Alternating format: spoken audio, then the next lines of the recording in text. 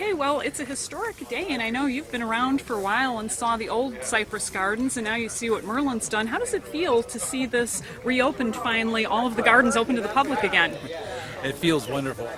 I think one of the greatest things about Legoland Florida deciding to build their park here, when the park closed in 2003, the ultimate result was the state purchased the development rights off of the 120 acres that surround the park, and that's where Legoland Florida has their rides and their parking lot and facilities.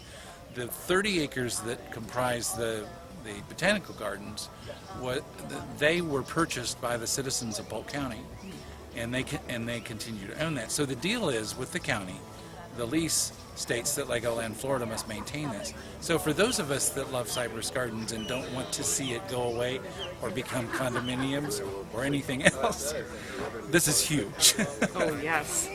And how does it feel when you look around? I know there's some differences, of course, in what it was then and what it is now, but do you think that they've done a good job of kind of melding what was old and bringing in some new and maintaining it well? Absolutely. And, I mean, let's face it, they have to stay current, and we have more legal considerations these days, hence the fence behind me, because this would not have been here.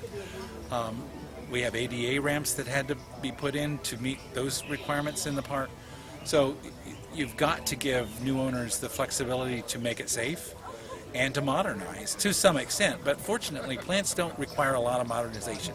So things like the sausage tree or I think it's called Today, Tonight, and Tomorrow. There's a plant around here that blooms and changes colors 3 times.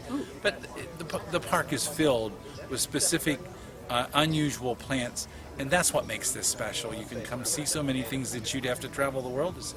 Oh, absolutely. And it seems like, in a way, having Merlin come in, it was like that perfect meshing of being able to have a company with funds and the manpower to do this, and then the citizens being able to protect the garden and have a really good partner that would enable it to be open to everybody and people to enjoy it again. Absolutely. And the big plus in all of this is the corporate responsibility that Legoland Florida shows for their taking care of the park and how much they seem to respect the legacy of the popes in the park. Yeah, that's what I've always felt. I know from the beginning when only part of it was open, but it sounds like they're really sincere in wanting to maintain the history as well as bringing something that will bring people to Polk County and bring families here. Sure, and as far as the Legoland portion, I love it. I just bought my grandson an annual pass. So, I mean, we've got someone has to make money to maintain the gardens. You couldn't just operate Cypress Gardens. It wasn't a successful business model anymore. So the choice was we were either going to save a portion of it or it was going to be condominiums. So nobody wanted that. And fortunately, there were enough voices across this country that the governor got the message. Absolutely. Well, thank you so much, and I urge everybody to come out and see this. It's gorgeous. I'm a big fan myself, and I know you are. Thank you. Oh, you're welcome.